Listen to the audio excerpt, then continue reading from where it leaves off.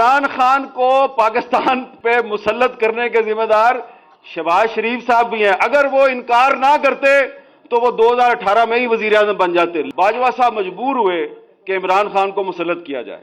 हर कोई U turn लेता है। आप कहते हैं सिर्फ इमरान खान यू टर्न लेता है, मैं कहता हूं कि आप सारे यू टर्न लेते हैं, लेकिन वो तो बहुत ही ज्यादा लेता है, कभी कभी आप भी ले लेते हैं। सबसे पहले हमें सच बोलना पड़ेगा। सच सिर्फ इमरान खान के बारे में नहीं बोलना। ना मुस्लिम लीग नून में जमहूरियत है, ना पीपल्स पार्टी में जमहूरियत है, ना तहरीक इंसाफ में जमहूरियत है। साद रफीक साहब, मैंने आपको 3 नाम बता दिए, कमर जवेद बाजवा साहब, नवीद मुख्तार साहब, जनरल फैज साहब। कि खुश ना हो आप, ये कोई अच्छी चीज नहीं है। ये सब की आएंगी, एक की नहीं आएगी, ये सब की आएंगी। इस हमाम में सारे ही नंगे हैं। ख्वाजा मोहम्मद रफीक साहब की बरसी पे अगर आपने सच बोलना है तो सच ये है कि आज पाकिस्तान में जमहूरियत इसलिए कमजोर है कि आपने पाकिस्तान के जमहूरी इदारों को और पाकिस्तान की सियासत को जागीरदारों और सरमायादारों की लौंडी बना दिया। और कायदे-ए-आज़म मोहम्मद अली जिन्नाह जिन्होंने पाकिस्तान बनाया, ना सरमायादार थे ना जागीरदार थे। अल्लामा इकबाल जिन्होंने पाकिस्तान का तस्वुर पेश किया, ना सरमायादार थे ना जागीरदार थे। तो ये एक लोअर मिडिल क्लास और मिडिल क्लास की लीडरशिप जो है उसने पाकिस्तान बना के दिया और पाकिस्तान पे कब्जा कर लिया जागीरदारों ने, सरमायादारों ने और फौजी डिक्टेटरों ने। तो ये जो फौजी डिक्टेटर होता है, ये जब भी जमहूरियत का तख्ता उलटता है तो इसको जो सबसे पहले जो इसको इत्तेहादी मिलता है वो बड़े बड़े जागीरदार होते हैं और बड़े बड़े सरमायादार होते हैं। तो इसलिए फिर यू टर्न आ जाता है पाकिस्तान की सियासत में। हर कोई यू टर्न लेता है। आप कहते हैं सिर्फ इमरान खान यू टर्न लेता है, मैं कहता हूं कि आप सारे यू टर्न लेते हैं, लेकिन वो तो बहुत ही ज्यादा लेता है, कभी कभी आप भी ले लेते हैं। ठीक है ना। और अब मैं यू टर्न की उसकी बहस में नहीं जाऊंगा कि आपने कितने लिए और उसने कितने लिए, लेकिन जो आपने ख्वाजा साहब बात की उसके बारे में, वो बात आपने बड़ी दुरुस्त की। वो मुझे इसलिए पता है कि अगर आप बुरा ना मनाए तो मैं ये भी बता दूं, ये ख्वाजा साद रफीक साहब इमरान खान को बड़ी अच्छी तरह जानते हैं। एक दफा जब सच बोलने के जुर्म में मुस्लिम लीग नून ने ख्वाजा साद रफीक साहब के खिलाफ एक कार्रवाई की और इनकी रुकनियत को मुअत्तल कर दिया, तो इमरान खान साहब ने फौरन इनको ऑफर की कि आप तहरीक इंसाफ में आ जाओ और मेरी पार्टी के मरकजी सेक्रेटरी जनरल बन जाएं। लेकिन ख्वाजा साद रफीक साहब ने इन्होंने अपनी मखसूस मुस्कुराहट के साथ इनकार कर दिया।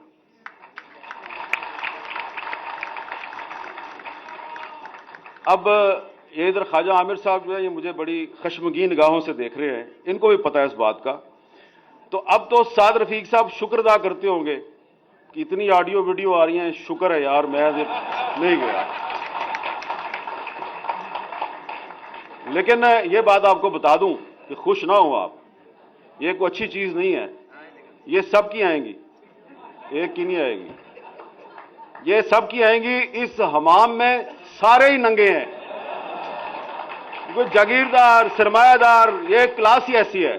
ये क्लास जो है ना, ये आप लोगों को समझ नहीं आएगी। आपका ताल्लुक उस क्लास से नहीं है, आप इस क्लास के कल्चर को नहीं समझते। एक और भी यहां पे बार बार बात हो रही है, सरदार याद सादिक साहब ने भी कहा कि उनके सीने में बड़े राज हैं। ये बार बार आप लोग कहते हैं जी इमरान खान को लाया गया और जो इमरान खान को लाया उसने पाकिस्तान के साथ बड़ी ज्यादती की। बिल्कुल ज्यादती की, लेकिन कभी आपने सोचा है कि इमरान खान को क्यों लाया गया है? जी ज़हीम कादरी साहब बड़ी जोर दी सिर लाया तुसी। इमरान खान को क्यों लाया गया? अब मैं आपके सामने एक सच्चाई जिसकी कोई तरदीद नहीं कर सकता वो मैं लेके आता हूं आपके सामने। इमरान खान को इसलिए लाया गया कि इसको लाना नहीं था। यह बात दुरुस्त है कि जनरल पाशा साहब जो है उन्होंने 2011 से काम शुरू किया था, लेकिन 2018 में इमरान खान को नहीं लाना था। 2018 के इलेक्शन से कुछ हफ्ते पहले एक मीटिंग थी। उस मीटिंग में थे जनरल कमर जवेद बाजवा साहब, उस वक्त के DGISI जनरल नवीद मुख्तार साहब और उस वक्त के DGC जनरल फैज साहब। और उस मीटिंग में बुलाया गया, पता है किसको? शहबाज शरीफ साहब को।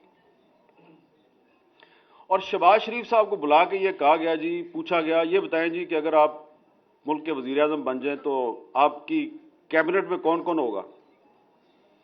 उन्होंने कहा जी कैबिनेट में वही होगा जिसके बारे में पार्टी जो है वो फैसला करेगी और जिसके बारे में नवाज शरीफ साहब बताएंगे। उन्होंने कहा अच्छा आपका जो वजीर खजाना और वजीर खारजा वो कौन होगा? उन्होंने कहा जी पार्टी फैसला करेगी और नवाज शरीफ साहब बताएंगे। उन्होंने कहा अच्छा ये बताएं कि अगर हम आपको ये कहें कि आपने हर काम नवाज शरीफ से पूछ के नहीं करना तो ये कैसा रहेगा?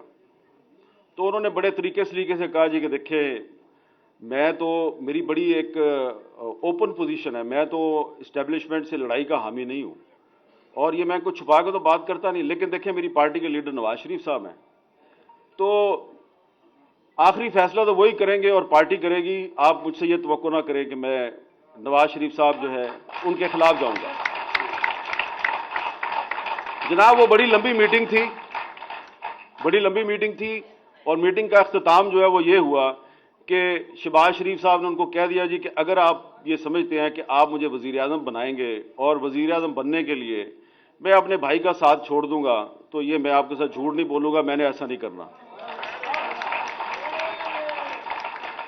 तो साद रफीक साहब, मैंने आपको 3 नाम बता दिए, कमर जवेद बाजवा साहब, नवीद मुख्तार साहब, जलल फैज साहब। अब ये 3 तो पता नहीं आपको मिलेंगे नहीं मिलेंगे, आप इनसे पूछेंगे नहीं पूछेंगे। शहबाज शरीफ साहब तो आपको रोज ही मिलते हैं ना, उन्होंने को पूछ लेना। तो आप जो बार बार हर तकरीर में ये कहते हैं कि इमरान खान को जो लेके आए वो बड़े गलत लोग थे, और बिल्कुल गलत किया उन्होंने, लेकिन इमरान खान को पाकिस्तान पे मुसल्लत करने के जिम्मेदार शहबाज शरीफ साहब भी हैं। अगर वो इनकार ना करते तो वो 2018 में ही वजीर आज़म बन जाते, लेकिन उन्होंने इस दौर में औरंगजेब आलमगीर और दारा शिकोह की जो कहानी है कि भाई को भाई से लड़ाने की जो कहानी है उसको रिपीट करना मुनासिब नहीं समझा, भाई की पीठ में खंजर घोंपना मुनासिब नहीं समझा।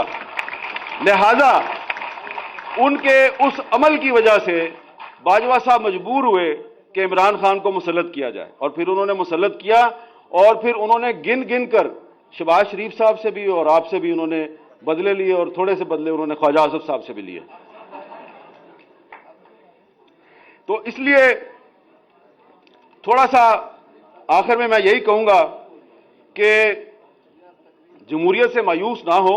आपने कहा कि आप जमहूरियत से मायूस हैं, सरदार याद सादिक साहब ने भी कहा मैं जमहूरियत से काफी मायूस हूं। आप जमहूरियत से मायूस ना हो, इसलिए कि जमहूरियत तो आई नहीं, पहले आप जमहूरियत पार्टी में लाएं, फिर जमहूरियत असेंबली में आएगी, फिर मायूस हो।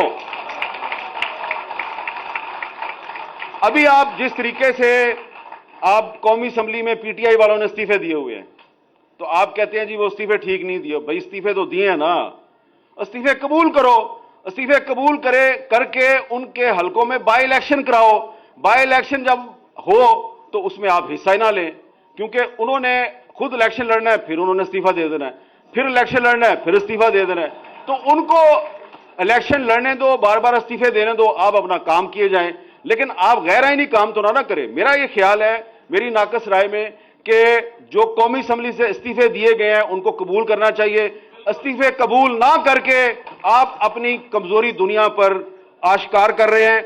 और परवेज लाई पंजाब का चीफ मिनिस्टर है, आपको अच्छा लगे या बुरा लगे, गवर्नर साहब जो हैं उनको ये राइट नहीं है कि एक इलेक्टेड चीफ मिनिस्टर जो है उसको आप डी नोटिफाई करें, इसलिए अदालत ने उसको नोटिफिकेशन को कैंसिल कर दिया है। और परवेज लाई साहब को भी चाहिए कि अगर आपको गवर्नर ने कहा है कि आप एतमाद का वोट लें, तो भाईजान अगर आपके पास अक्सरियत है तो एतमाद का वोट लें, तो आप एतमाद का वोट नहीं लेते तो वो आपको डी नोटिफाई कर देते हैं। दोनों ही गलत काम कर रहे हैं आप, और जब दोनों साइड से गलत काम होगा तो फिर जो होता है उसको आप कहते हैं शब खून। तो उस शब खून में फिर आप भी तो बराबर के जिम्मेदार है ना, आप ये काम ना किया करें। आप पार्टी में जमहूरियत लाएं, सही लोगों को असेंबलियों में लेके आए, तो ये काम नहीं होगा। फिर लोटों के पीछे फिरते हैं आप और लोटों को सीट दे देते हैं आप अपनी, और अपनी पार्टी के लॉयल कारकुनों को कहते हैं कि इन लोटों को वोट दो, लोटों को जिताओ, क्योंकि उन्होंने आपकी चीफ मिनिस्ट्री और प्राइम मिनिस्टरशिप को कायम रखना होता है। तो जब आप पॉलिटिकल वर्कर को लोटागिरी के ईंधन के तौर पे इस्तेमाल करेंगे तो जमहूरियत मजबूत नहीं होगी, जमहूरियत कमजोर होगी। इसलिए ख्वाजा मोहम्मद रफीक साहब के नाम पर इस सेमिनार में आज आप ये अज़्म करें कि आप इमरान खान के बारे में सच जरूर बोलें, थोड़ा सा सच अपने बारे में भी बोलें और थोड़ी सी खामियां अपनी भी जो है उनका भी जायजा लें, अपनी खामियां दूर करें तो जो दूसरों की खामियां हैं वो आपकी ताकत बन जाएगी। बहुत बहुत शुक्रिया।